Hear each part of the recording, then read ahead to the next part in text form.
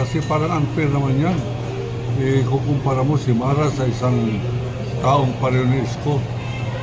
Para pong black and white yan. Diretsong tao, ilalaban mo sa isang napatunayang sanggano.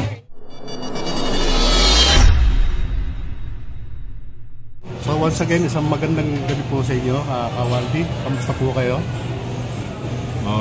Nasa fighting mood po, palagi. Ayan. So, ano po yung bumubuhay sa damdamin natin? Bakit lagi po kayo nasa fighting mood palagi? Tuloy-tuloy ang pagnyulat ng ating pong bansa at ating mga siyudad, kalunsuran. At ang ating pong batas ay parati pong natatampalasan.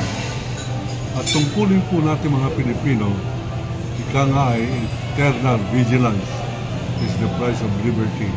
Tungkulin natin ipagtanggol ito. Sa Maynila.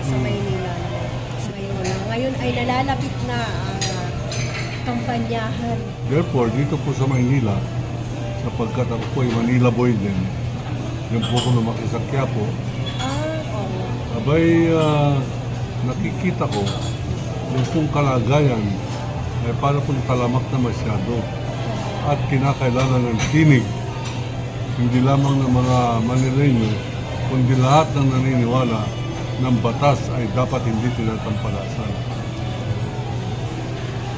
So ano po yung mga gagawin nating hakbang para mapanatili natin yung aguyod ng lungsod ng Maynila? Ganito po yan. Sabi ni Bishop Martin Luther King ng Amerika, pagka mayroong nangyayaring katiwalian, kasalanan sa iyong kapaligiran at ikaw ay hindi nagpro-protesta, hindi kumikibo, ay para mong binibigyan ng bendisyon, para mong sinasabing tama ito sa kadahilanan ng iyong pananahimik. Kaya tungkulin ng kung sinong leader o nagmamahal sa Maynila na tumayo at gumawa ng hakbangin. Ang isa sa mga hakbangin yan ay politikal, meron mga revolutionary, meron naman yung ikang protesta lamang. Ngayon, sa akin pong pagmamasid, nakita ko na merong isang personahe na lumalaban. Hindi ako nagkulang ng pag-reach out sa kanya upang sabihin, tama yung ginagawa mo at kung may tutulong ako, tutulong ako. Yan po dahilan kung bakit nagkaroon kami ng pagkakakilala at pagpapalitan ng puro-puro hinggil po kung paano papapatino ang Maynila. Alam po ninyo masyadong vital ang Manila. Nung panahon po nila Villegas, yung Mayor Villegas ng araw, ang kanyang battle cry, where Manila goes, the nation follows. Ibig sabihin, hindi lamang lokal ang naapektuhan kundi national din. Pag naging mapapatino ang Maynila, ang katumbas po niyan ay kasing bigat ng Malacanang, yung pagmamanis niyan, sapagkat Manila is the most populated environment in the whole country.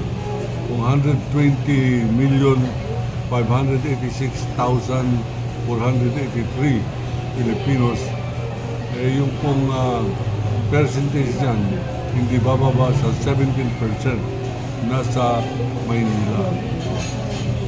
Kaya importante po Manila. At dahil po dyan, dahil sa ito ay napaka-importante kung sino-sino mga personahe na popular na nagtatangkang makontrol at makapasok sa Maynila. Yung isa na nga po ay yung ating pong dating kumpare, si Erap Estrada. Ang kanyang kapital ay yung kanyang popularidad. At sabi nga, pag kami nakakainuman, yung pagkapogi niya raw. Sabi ko, ako pogi din pero hindi ako magiging mayor ng Manila.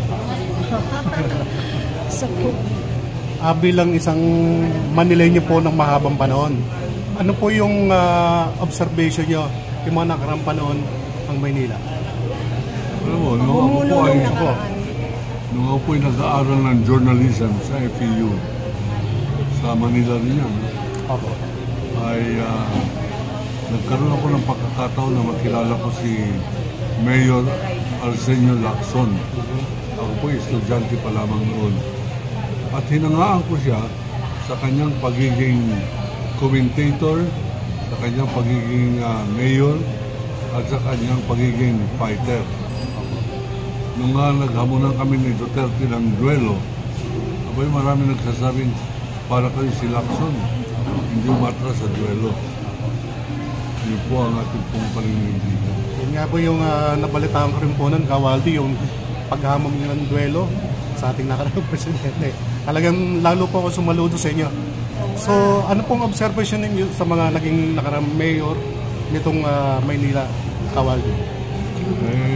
Parang ayokong magbigay ng public judgment sapagkat napauna ko na ang papuri sa isang mayoral aspirant na hinangaan ko dahil sa kanyang programa at paninindigan.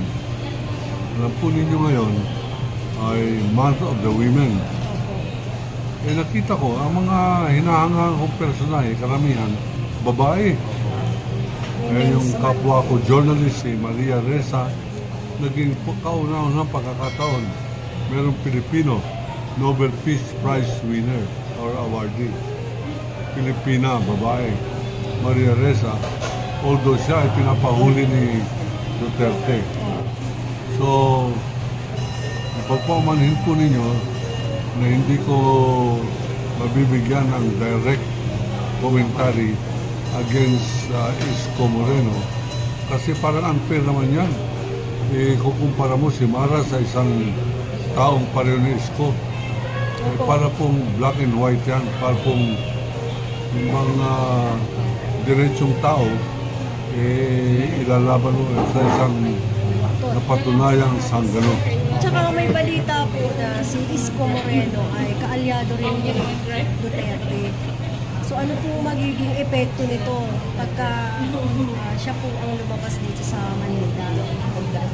Matagal na pong kaalyado ni Duterte yan. Hindi po natin ipagtataka na ang mga taong mayroong hindi mabuting agenda, kinakailangan umalay o umalign sa isang taong pwedeng nilang sandigan sa kanilang mga evil design. Kaya nakita ko evil design and evil fulfillment nangyari sa Maynila. Ang nagbibigay proteksyon niyan ay si Duterte. Hindi po ako magtataka na si Isko at saka si Duterte ay magkaalyado. Ang aking po tingin dyan ay treachery. At pag yan po ay ihahambing natin sa isang taong nagbebenta ng mga historical assets ng Manila, ang kategorya po niya sa akin ay treason, treachery. At saka it is an attack against the valued relics of Manila as a prime city of the country.